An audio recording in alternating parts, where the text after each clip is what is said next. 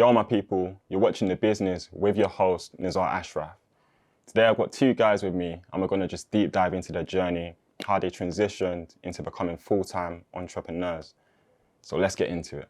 Yo, what you lot saying? Bro. Yeah, good, Yeah, man. Love Literally. having us on, man, literally, bro. Happy to be here, man. Yeah, man. All right, cool. So we're just going to start with introductions. Yeah. So obviously you guys are the face behind Grand City London. Yeah. That's the right terminology. Yeah. Just introduce you guys by your names. Yeah, I'm Dills Grand City on Instagram. Yeah, we've been doing this for about 6-7 years, give or take now. Yeah, this is my partner as well. KB Grand City on Instagram and the socials and that. So No, just tag names, yeah? yeah. I feel you. All right, cool. So obviously you guys are boys. Yeah, Let's yeah. just speak about how you guys met, how you first came into contact with each other. I've known bro for time. Like I would say, when's the first time you met? It was the G-Shock thing. Yeah, what like Fake school G-Shock times? thing, Like, yeah. school times, probably like 10, 11 times. Yeah, basically, I used to sell fake G-Shocks. I swear. Yeah. So the entrepreneurial shit has been from time, yeah. But I used to sell fake G-Shocks. He hit me up on Facebook like, yo, bro, I want one of them. But same way, we've always been from the same ends, innit? So man, known yeah. each other, innit? Yeah, Played yeah, football yeah, against Played each other. football and against these each things, other innit? growing up and all of that. So Man, try to make it look like I'm a shot, like no. nah, come on, bro. Nah. All right, cool. Just a disclaimer as we carry on filming. Yeah. Try and not swear, please. Okay, Man's okay, gonna continue. okay. Alright, cool. All right, cool. So in terms of your friendship, yeah, Yeah. you lot became boys. And did you know that Grand City was gonna become a thing? Like you just put your minds together, or When How I did met that- him, he wasn't even doing Grand City. I swear? Literally, it was just like, man knew him from the ends, he knew me, and we connected, innit? Grand City came a bit later on, innit? But I'll let him touch on that, innit? Because he started. it Yeah, first. like so. Basically, what it was, I used to play football. It's just typical injury, typical story. Got a the knee injury. and then it was like, what can I do? What can I do now? Innit? Sort of thing. I'm injured for like 12 months. What can I do? So I thought, I'm into fashion. Why not try and start a brand? Innit? At the same time, there was other brands around, like, for example, like Hoodrich, Yeah. Mania Devoir. Them kind of brands were like on the up, innit? So I'm looking at them like, all right, cool. So yeah, it came from there. Started it. At first, I was thinking about like weird names, like, because I wasn't following my own path. Like I was trying to look at other brands and see what they're doing, and I was thinking, ah, cool. So I was thinking, obviously, Mania Devoir came out. I was thinking a French name. So the first name that we had for Grand City was called Grand L'Avenir, which means future grand. But then I was just thinking to myself, I need to be true to myself, and I need to be true to what I want the brand to be. So obviously, I've always been grinding from young, always had bare jobs, trying to get money, trying to flip something somehow. Yeah. KB as well, same thing. So it just made sense, Grand City, it just made sense. And then since then, yeah, it's just been on the up, man.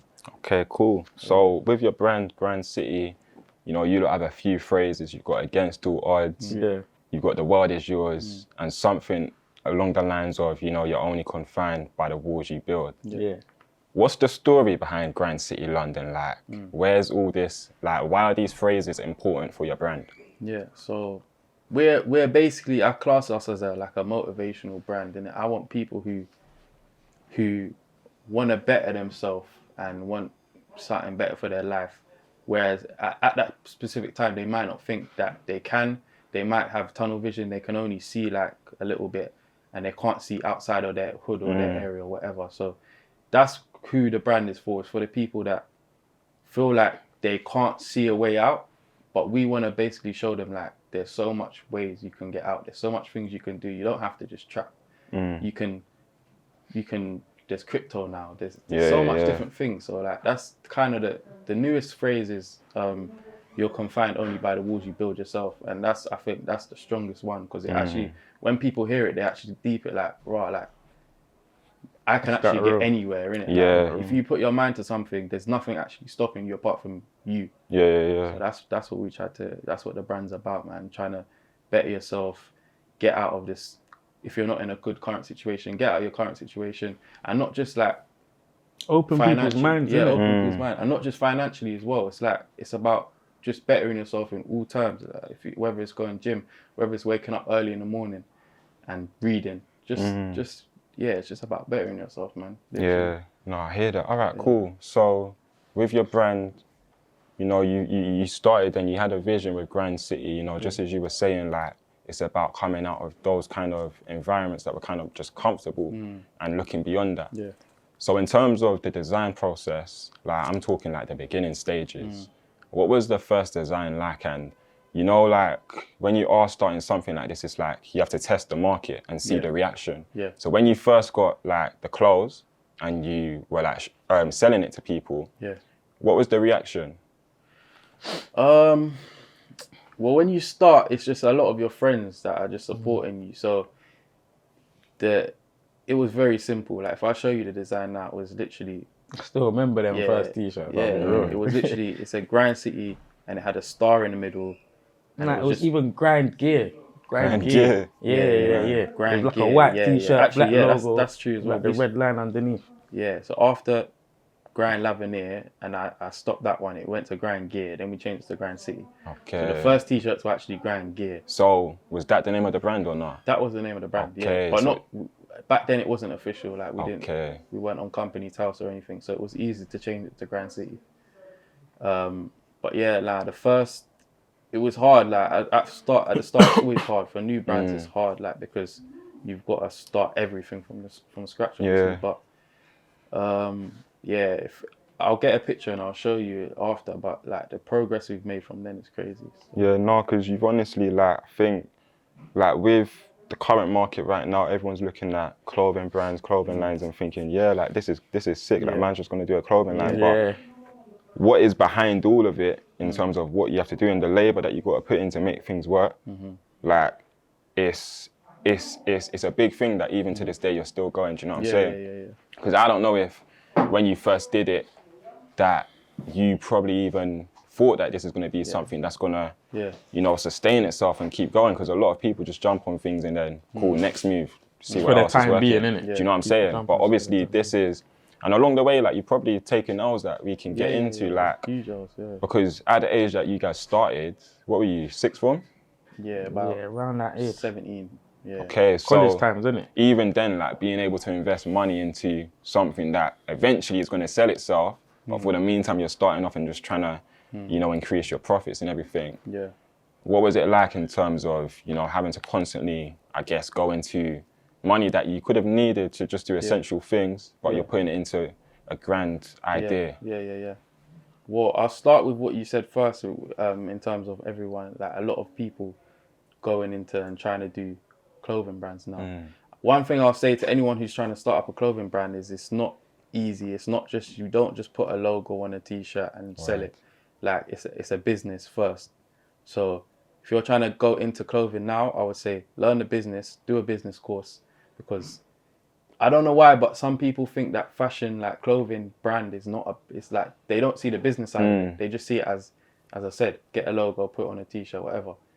But yeah, it's a lot to it. So that if I would have took a business course when I started, Grand City would be a lot higher than it is now. Yeah. But obviously over the time you learn anyway, you learn the business. So yeah, it's been valuable. What was the question you said again at the end? Bro, my train of thought is just, but I wanted to ask you though, we'll get back onto it hopefully. How have you guys managed to, you know, like in the beginning, obviously you probably had to do something to sustain Grand City.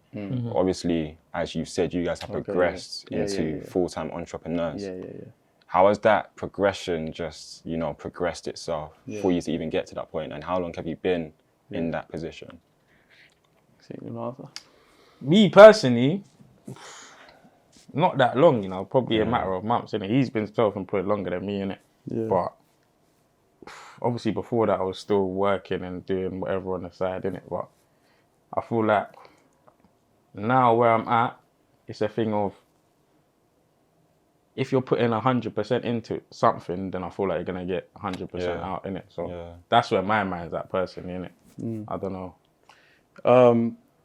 Well, yeah, the transition from being basically what it was with me. I had a job, I had a sales job, just a normal sales job, and I hated it. Like, it was the worst job. Like, I've done, as I said, loads of jobs, probably about over 20 jobs. But this job was literally, it was high pressure, and the reward was not worth it. So I was doing Grand City at the time, and it was doing okay, but it wasn't enough for me to just stop working and just concentrate on that yet. But it got to a point where the job was just sucking the life out of me. I was like, listen, I've got to actually try and take this risk and try and just do this full time, or I'm never gonna do it full time, and it's never gonna get to the level that I want it to be. So it's taking that step, innit? Yeah. So I took the step. I left the job. We moved into a little unit, a little office. Yeah, I seen still. Yeah. This year, innit? This year, yeah. So that was like 2019 when I took the full step to be fully self-employed. And from then, the brand has actually picked up so much. Okay. So that's probably the best decision that I made doing that. Obviously, it's hard. Not everyone can do it.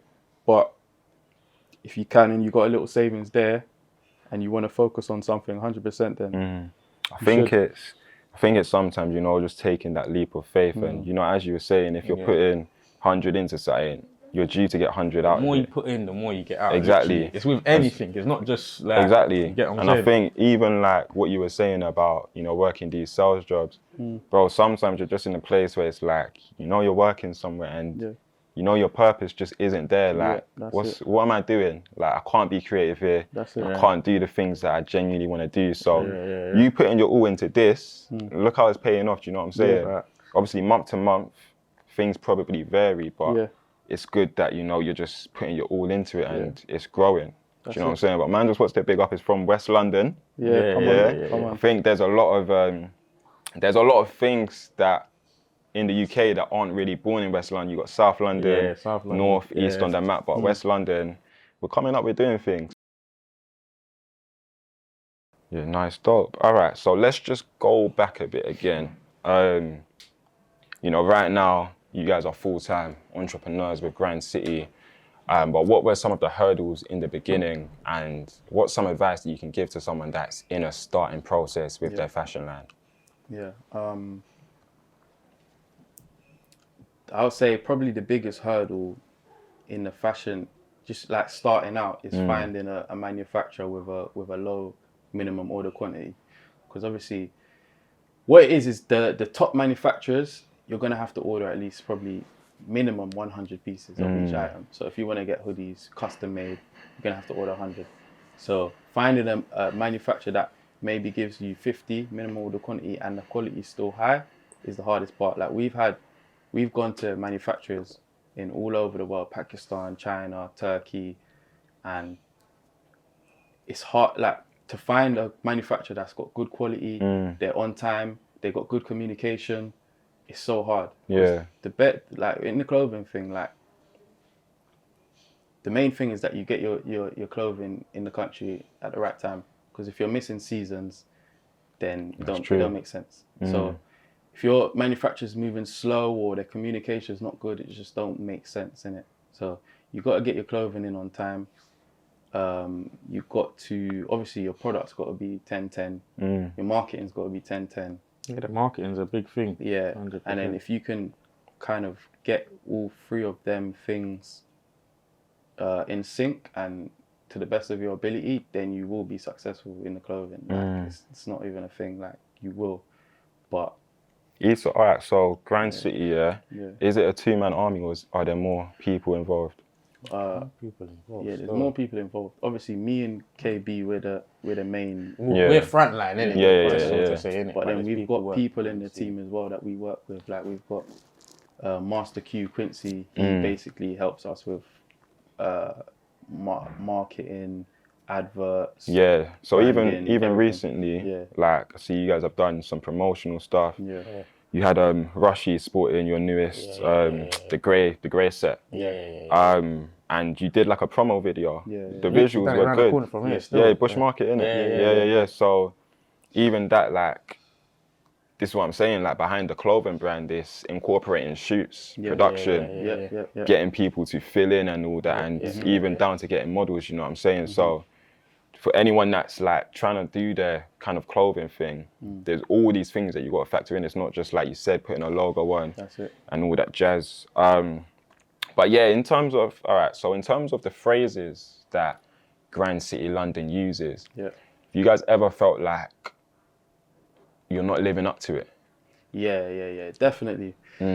See, me personally, yeah, like that's one of the reasons why I made these kind of motivational phrases as actually championing the brand, because it also motivates me, because I look at myself like, raw, I can't have this brand where I'm preaching all these things, but I'm not actually practicing it. Yeah. So it does help me to be more motivated. It helps me to do all the things that I want to do, because at the end of the day, as I said, I can't be preaching these if I'm not doing it. So that's why I got this tattoo on my arm. It says "Mind over matter." So whenever I don't, Let's get that in. yeah, it says "Mind over matter." Mind So over whenever I don't, like if I'm in bed and I'm thinking I don't want to go to gym this morning, I just look at my tattoo now and I think, you know what? I gotta go. I got it on me. Like, I gotta be about this. No, if I I'm hear not you. about it, then I'm just a hypocrite and I'm a liar and I'm a fraud at the end of the day. And yeah, man. So yeah, it definitely helps. Yeah, I think that's like probably one of the hardest things about having a brand as well, because it's something that is, I guess, attached to your reputation. Yeah. So like, this is you kind of thing. It's not your identity, but this is a big chunk of your life kind of thing, innit? Yeah. So in terms of, you know, just having that mindset, like how have you continued to persevere and exceed expectations and break the boundaries that you thought weren't possible? For me, I would say my favourite quote is probably the "against all odds" one, innit? Because where we come from, the odds aren't great, innit?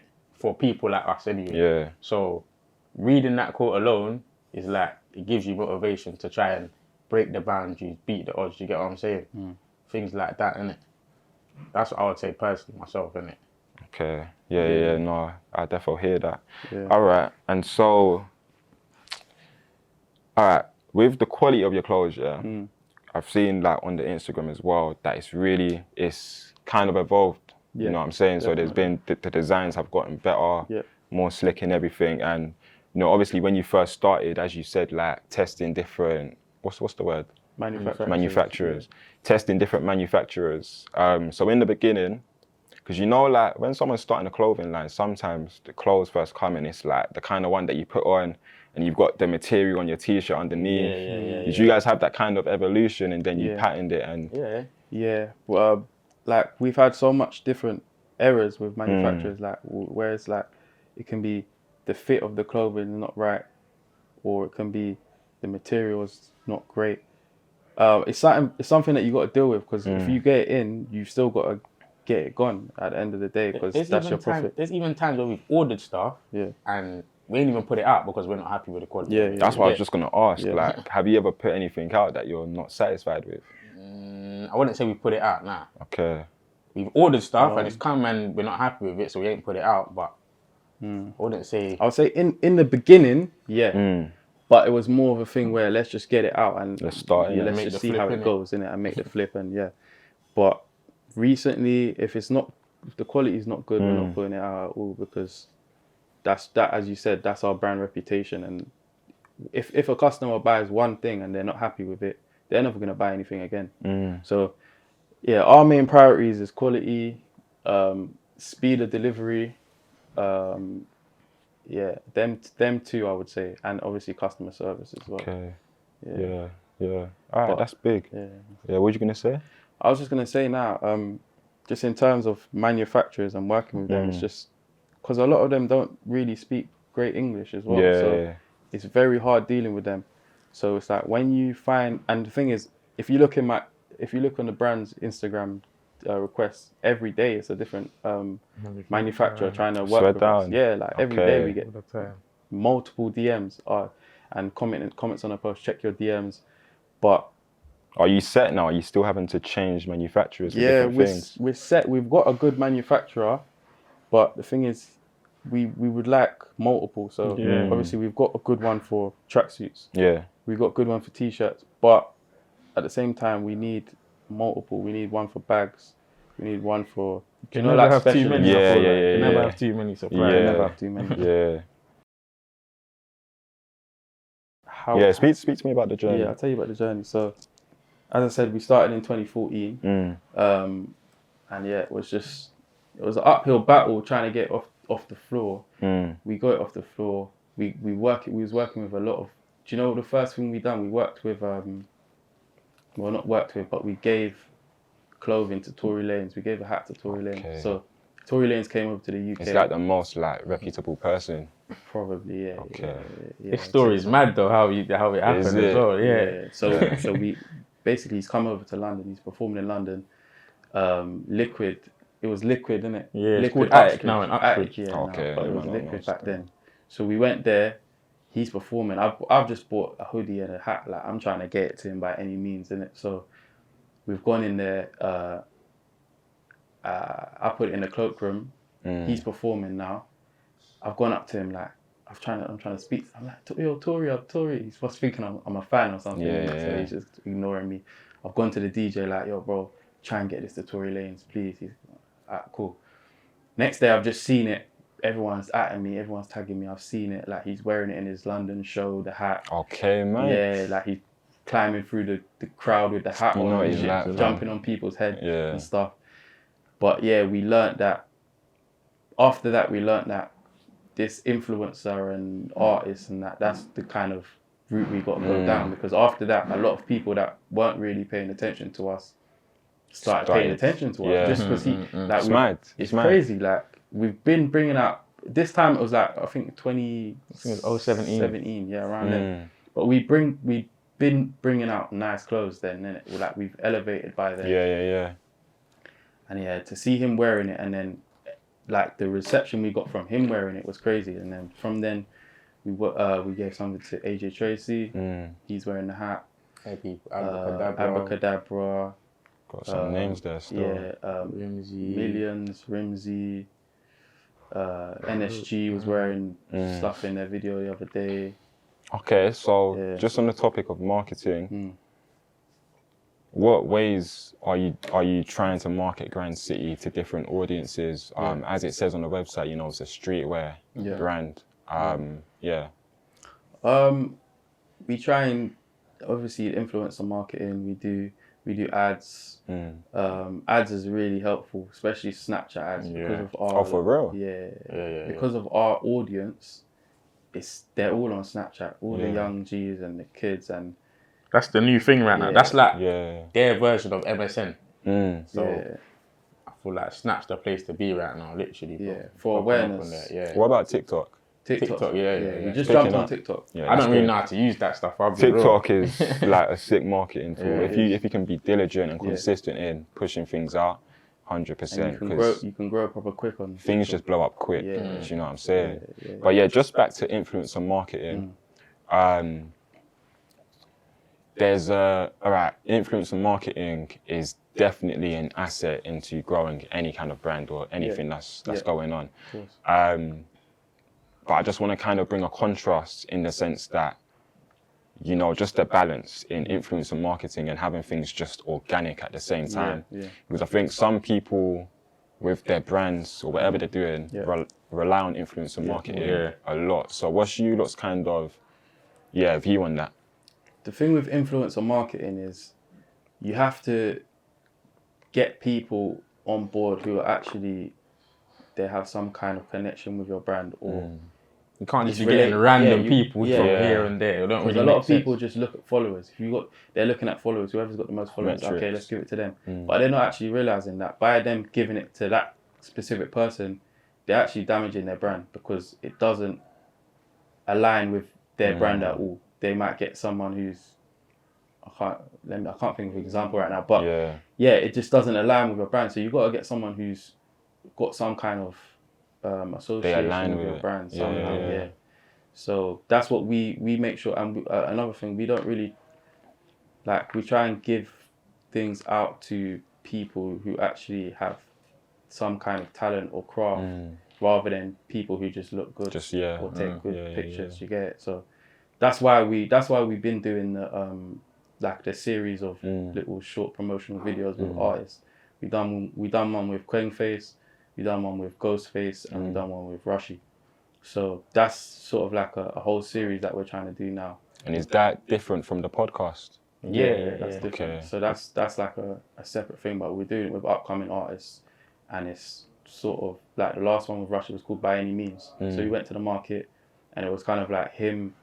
The whole point of it was him in the market, kind of working sort of thing. So it's grinding, like, innit? Literally grinding, getting it in by That's any a sick means. concept still. And it aligns with the brand. So yeah, just if any clothing brands that's watching, if you're gonna do influencer marketing, just make sure that they align with your brand, man. Literally, man. Okay. Yeah. All right. And so with the clothing, there's been consistency. Like I'm just seeing new drops, like constantly. And that's something that you mentioned about consistency. It's only been, I guess, sort of recent, maybe a few years ago, that you've been more intentional. Yeah. How has it been, you know, ensuring that you have these different designs coming out there and there, and you know, I'm sure there's even stuff that you've got ready that's coming, but not for now. Yeah. The bank's mad still. I can't lie. There's a lot of designs in the bank, but it takes a lot of work. Like there'll be times, a lot of the time, me and bro are in the office till late night. We're grafting, innit? Like, and it's all about the right timing as well. Yeah, 'cause, literally. For example, you can have something like that, but if you put it out at the wrong time, yeah, for example, something like this, you're not gonna bring it out in winter because you're not really gonna. You might wear it, but it's gonna be underneath your hoodie. So who's gonna see it? Do you know what I mean? So it's about planning your drops and making sure you're dropping things at the right time and all these things. Yeah. Literally, bro. And it's also about looking at trends, looking at the new trends that are coming, and being able to execute them quickly. And because if you're not going to do it, another brand's going to do it. yeah, 100%. I'm not saying you have to follow trends, and you don't have to follow trends, but if you're a brand and you sort of like you want to be with the times, then you've got to be researching the trends. You've got to be researching the trends for next year. You've got to be planning. You've got to be planning your drops at least 3 months in advance, at least. Because if you're not, you're gonna miss the time. You're gonna miss the. Because if you like, for example, this summer we was a bit late. We hit this, like the set you're wearing. We dropped it in June. I would have wanted to drop it in April. okay, is that the ideal time? Yeah, so that gives people, because people are looking, when the sun starts coming out, people are looking, okay, cool, I need my summer clothes now. So you want to get the biggest window of sales that you can for each season, kind of thing. Yeah. So, for example, winter now, we should be looking to drop our winter coats in like end of September, the latest. Okay. So you've got to just make sure that everything's in time, and that's the most, as I said before, that's probably the most important part. Make sure you get your stuff into the country in time, at the right time. And then once you do that, then you can start planning marketing, you can start planning how you want to drop it, who you want to model, all of that stuff. But yeah, man, that's the first stage, timing's perfect. Timing's the most important, man. Yeah, you see, look, this is good first-hand advice for anyone that's trying to do anything similar to what they are doing. And you know, we've been speaking about progression, and progression is key. And just over time, I even saw a picture of you lot in the headquarters, and it's like you're sitting with someone, but you're concentrating, like, so it's like constantly being a student of your grind. Do you get what I'm saying? So it's like you never stop learning. Where do you see the progression of Grind City, London? Where do you hope to be in the next few years' time? We want to be a household name, man, in the UK, first of all. We want to be one of the biggest brands in the UK within the next 3 to 4 years. That's the aim. Yeah, we're taking off soon, bro. I'm Yeah, telling you, we're showing you lot right now on this platform, we're taking off soon, bro. It's that. We're looking to go, like, obviously the brand's called Grind City, so we're looking to go into different cities in Europe. We're looking to go to like Paris, Amsterdam, dope. Them kind of places, and we definitely know they'll be feeling the brand. It's just about getting out there and literally working with them. We're about to start working with an artist called ADF Samsky. He's quite big in like Rotterdam. Okay, so you're going to like you're going to kind of underground talent that we wouldn't really know in the UK as well. That's to reach a different market. And that's what we want to do. We want to shine light on, because obviously the brand is influenced by music and sporting influences, So we're trying to work with upcoming artists in the UK and abroad, and just shine light on them. So that's what we're doing at the moment, man. So yeah, I think, you know what, like that's big, because behind it, it's a clothing brand, but it's much more than that. It's purposeful. You know, you want to shine a light on people that aren't really out there at the same time. The guys that are coming up, man. Because I feel like that's a big part of everyone's journey to come up, innit? That's when you're really grinding. But when you've made it and you're still doing whatever you're doing to make money, it comes a bit easier because you recognise now you can do, like, you've got a bit more freedom to do what you want to do. But before you've established yourself, that's when you're really putting in the groundwork, you're really grinding hard, innit? So I feel like that's why we go for them kind of people as well. Yeah, and the thing is, anyone that knows us or has followed our journey knows that we've been on the come up. We've been grinding and we've been grafting. So the fact that we work with upcoming artists, because we know the struggles of how it is to be recognised and noticed, and we understand what all these artists are going through when they might drop something and they're not getting the sort of recognition. Cold, but you're not getting going through recognition. just going through the process when you're overlooked, and then you start getting the recognition. That's it. So we've been in that position, like, and we're only recently coming out of that position where we're getting the awareness and people actually saying, "Oh yeah, Grand City." So we got the awareness now, but we're trying to turn that into more sales and just get it out there more and more, man. Okay, making a lot of sense. Yeah, man. So last but not least, like, is there anything that you want to share, and what new drops can we expect in the coming future of this year? New drops, obviously this thing dropped yesterday. I don't know when this episode is going to come out, but it dropped yesterday, innit? We got a couple new drops. If you go check our website, grandcitylondon.com, and the Instagram as well, you'll be up to date with all the latest drops. So yeah, in terms of, like, we got a lot of winter clothes coming. We got cargo pants coming, so you can complete your whole Grand City outfit. Apart from shoes, you can have Grand City hat, Grand City top, Grand City shorts, Grand City trousers. Yeah, Grand cargo City pants socks. are definitely the thing right now. Yeah, Still, the cargo pants are cold. So the cargo pants can be hard. We got jackets coming, women's jackets, men's jackets. So you're also working on a women's kind of line, because I've seen you've got the Track City. We're trying to bring it in slowly. We're trying to bring it in slowly, but we definitely, because you know what it is, we've been doing men's clothes since we started, and every time we get girls buying it. Like for example, this hoodie, girls love it. Yeah. But they're always asking us, when you got girls stuff coming, when we got girls stuff, and it was always, we want to get the men's stuff patterned properly first, and once we got that, then it's a whole different side. It's a whole different side, and we're gonna need like right now everything that we design, unless it's like a graphic T-shirt, which we get a graphic designer to do. But anything else, like for example, this tracksuit, this T-shirt, it's all me or KB designing it. So we're businessmen, but we're designers and we're creatives as well. So if we're doing a girls collection, that's not really my bag, innit? So we're gonna need to bring someone on board who knows the female clothing game as well. And what's popping, what looks good, what don't look good, colours, all of these things we need to look at, innit? Yeah. So, okay. I really like what you guys are doing, and obviously it's been 7 years since you started, and the mindset is still grind. You know, you're still doing your thing. You haven't stopped. There was a point where the consistency, but you're consistent and you're keeping it up now, and there's release after release. So what you lot are doing is really good, and you know what, just keep doing what you're doing and don't doubt your potential. And I'm just very happy to speak to you guys today about your brand and everything that's going on with Grand City London. Alright, so growing up in West London, what did you guys think your future was going to turn out to be? What kind of job role did you think you would be working? Me personally, when I was younger, it's typical. I wanted to be a footballer, innit? Like a lot of little kids, innit? I was kicking ball from probably the age of 8, 9, and then man had a serious injury. I know it's cliche, man had a serious injury on my ankle, broke my ankle. Like my ankle was sticking out my leg and everything.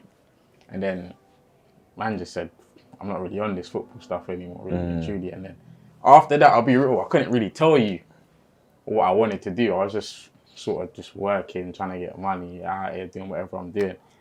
And then obviously this clothing line came about, and then from there we've just been smashing it out, innit? Yeah. What about you, Dill? For me, literally, it's pretty much a similar story, innit? Like, I used to play football. I love football.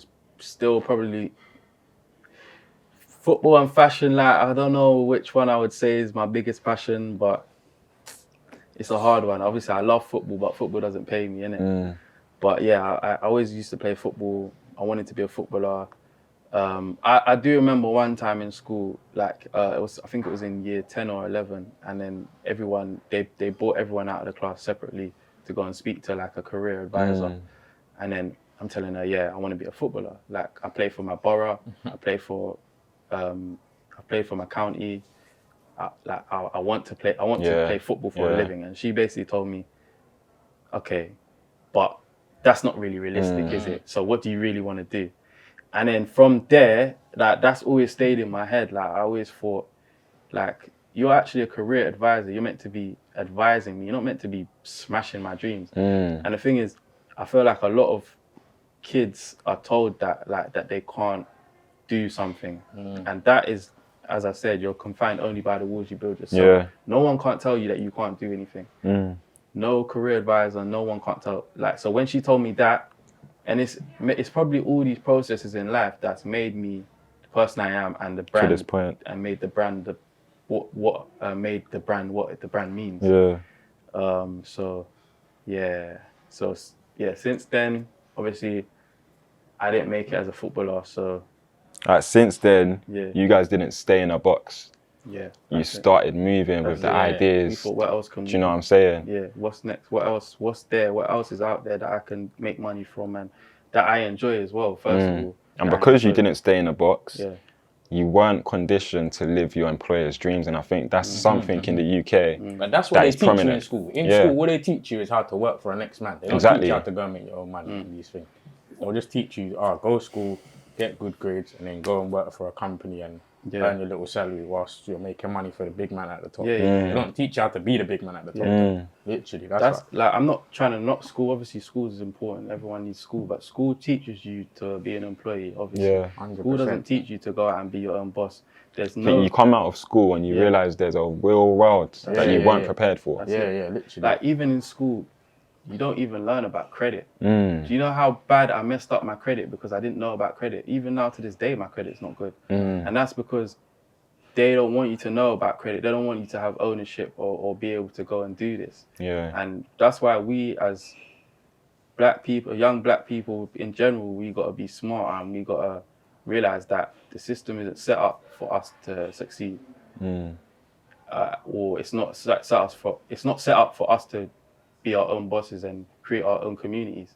And that's what we got to try and do, man, literally. That's why even the business, this thing is sick. I rate it and I admire it. Because you're actually bringing people of value onto your platform to talk and give information to people who need it and people who are probably crying out for someone that they could use as a role model. So, That's exactly that. And, you know, I know, like, when I was thinking about what kind of fashion line I want, you know, when Ree was telling me, I was like, dope, I want them. Like, it's coming up. It's not like, do you know what I'm saying? I think, like, we need more voices like this. Do you know what I'm saying? Like it's representation. Good, definitely. Yeah. Because you see me personally, when I watch a lot of, like, podcasts. Like, I watch a lot of, like, Reese Wabara, Manny DeVar owner, Lewis Morgan, he used to own Gymshark. But they're kind of at a different level, innit? They're gone already. But I feel like a lot of people, they need someone we're still on the come up, we're still working.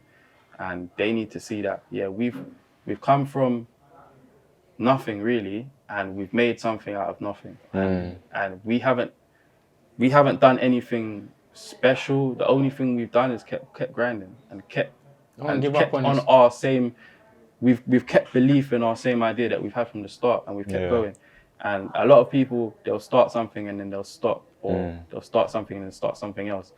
But I would just advise everyone, if you're trying to focus, if you're trying to go for something, then keep going for it, man. If you really believe in it, then go for it, man. Because as I said, you're only confined by the walls you build yourself.